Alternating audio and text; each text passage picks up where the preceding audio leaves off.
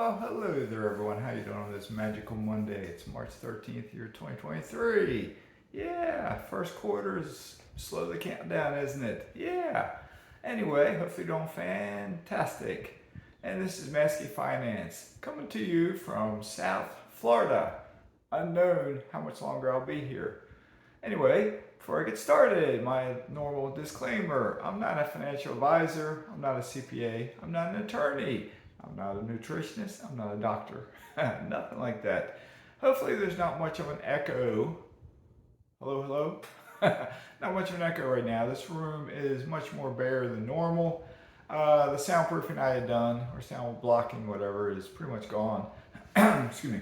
Well, we did have a photographer in our house yesterday and did a great job. If anyone is in South Florida and is in need of a photographer, feel free to reach out to me. My email is always below and I can give you a recommendation. Did a great job. He took lots of pictures in all the rooms. He had a 360 camera where if you're looking at my house when it's listed, you can see the ceiling, you can see the floor, you can see all around every single room in the house, various places on the pool deck, and down on my dock, the tiki hut down there as well, and I believe also in the side yards. That way, if perhaps one of you is far away and you want to move down here and you want to see this house and you don't want to just fly down every time you have a house you're interested in, you can see almost every single detail about this house, I believe, once it's online. He also sent a drone up. That drone flew around. It flew far enough that way to see, because I was looking at his phone while I was doing it, showing it to me. You could see the river. You could see the next city on the other side of the river.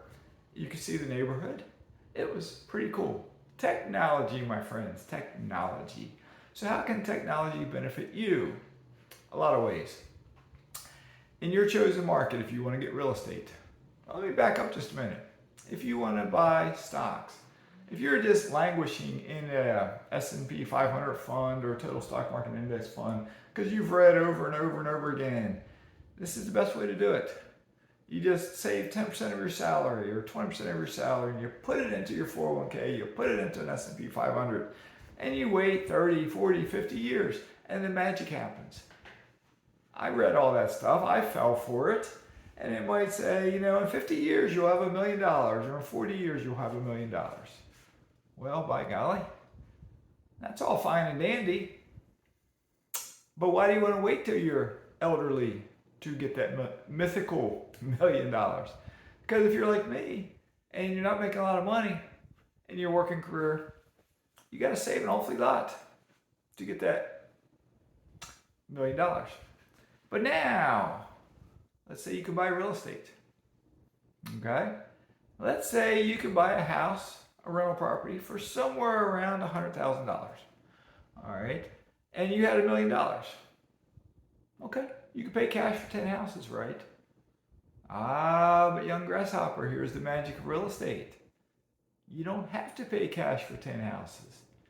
You and I and all of us can get 10 mortgages in our name. If we're married, our partner, our spouse, whoever we're with, they can get 10 mortgages in their name. That's 20 mortgages. What's the magic of a mortgage? As an investor, you may be required to put 20% down, possibly 25%, depends on the bank. And if you put 20% down on a $100,000 house, now you're putting $20,000 down.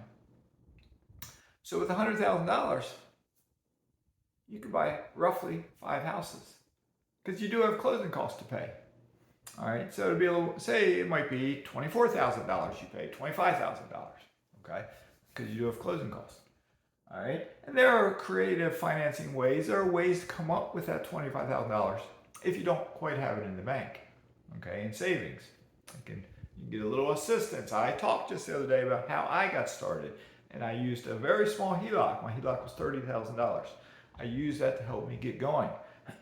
Okay, there are other ways. You have friends, you have family, you have other kinds of loans you could get and you just have the diligence of working hard and saving your money and saving that money up. Okay? But let's say you get those 5 houses with $100,000.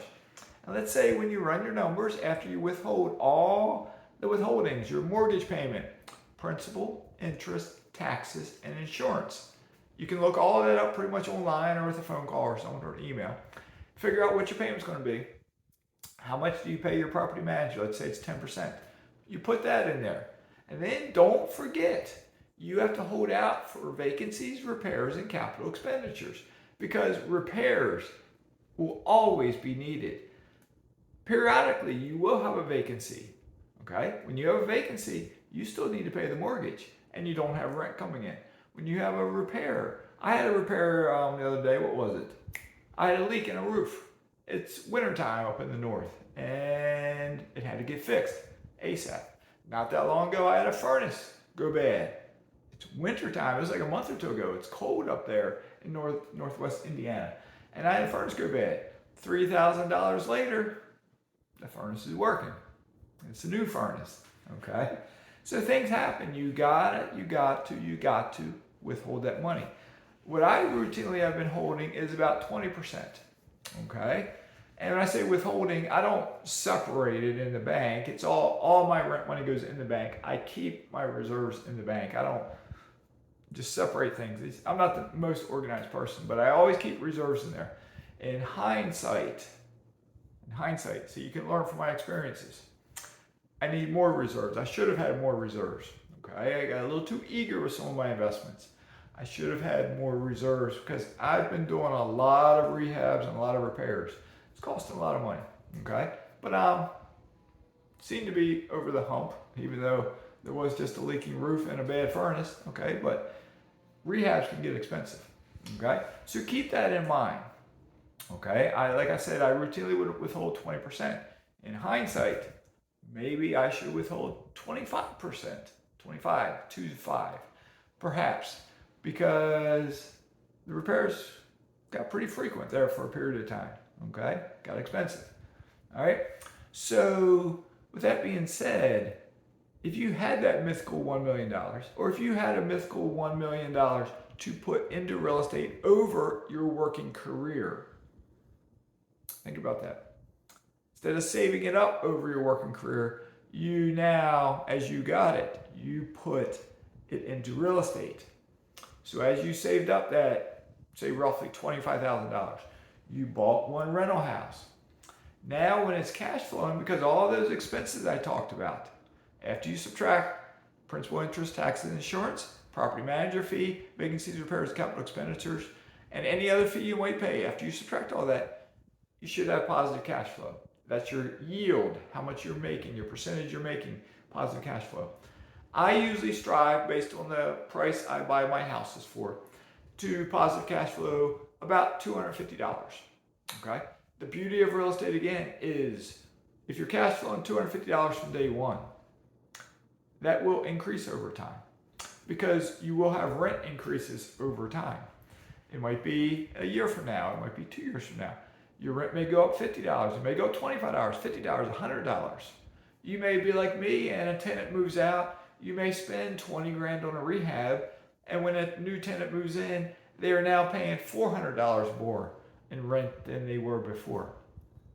Think about that, what that can do for your cash flow. Okay, so over time, your rents will go up. So cash flow will go up. But let's say over a couple years, you get 5 rental houses. Not bad. You got 5. That $250 would now be what? $1,250 you get each month that you're saving. You're not spending it. You're not buying a new car. You're not fixing your house up. You're not rehabbing your basement or anything. You are saving it. So now, no matter what you've saved already or how much you can save with your job, you're saving an additional $1,250 towards your next rental property.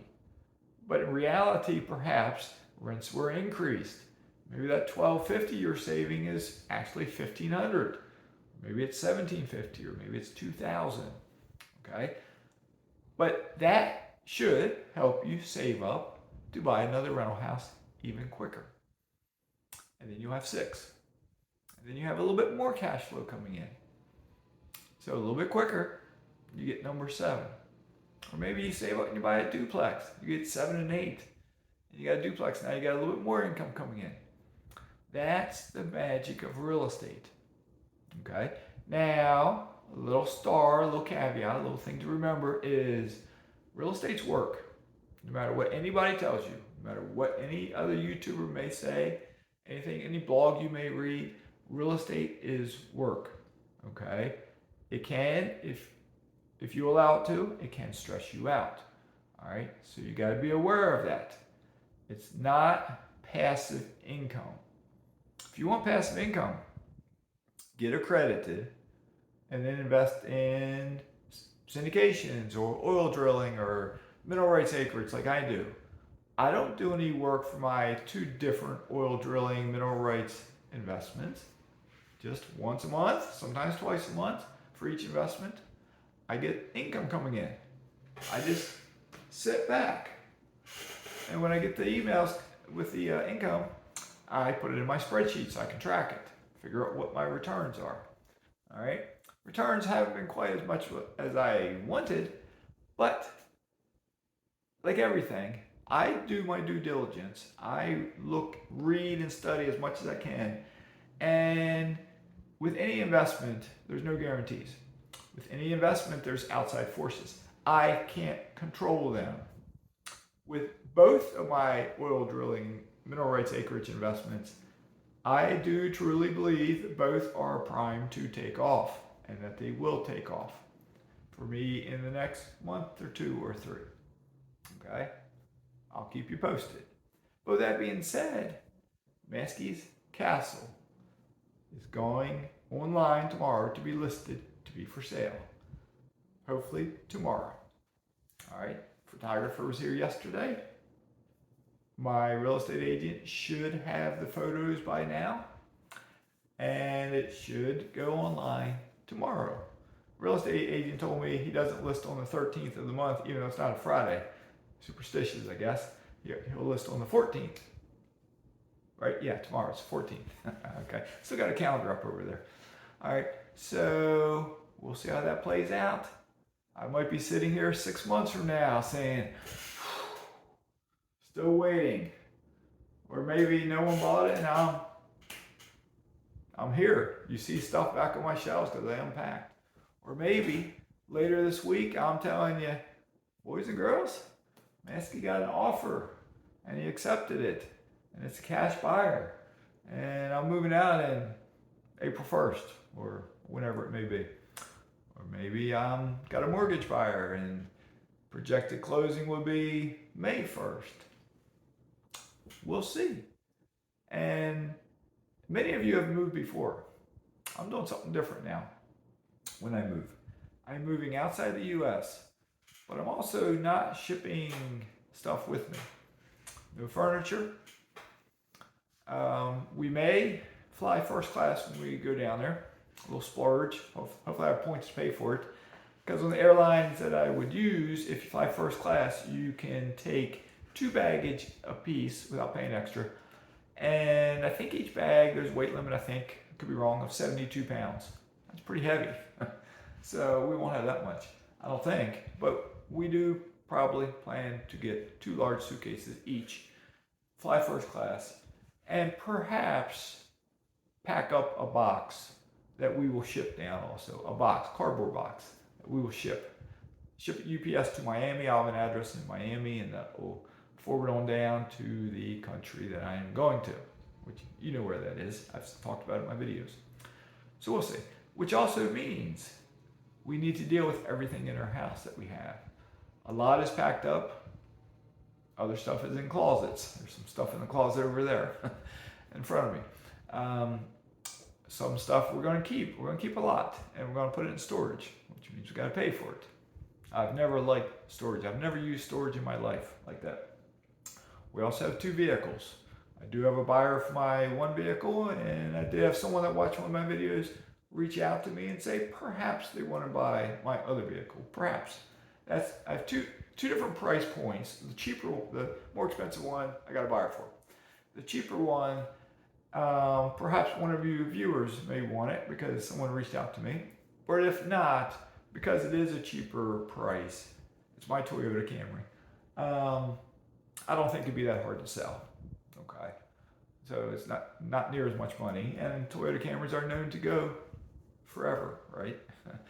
Cars shouldn't rust down. Well, salt water, but nah, it shouldn't rust down here. Not like that would up I was in Maine. So, but with that being said, there's still a lot to do.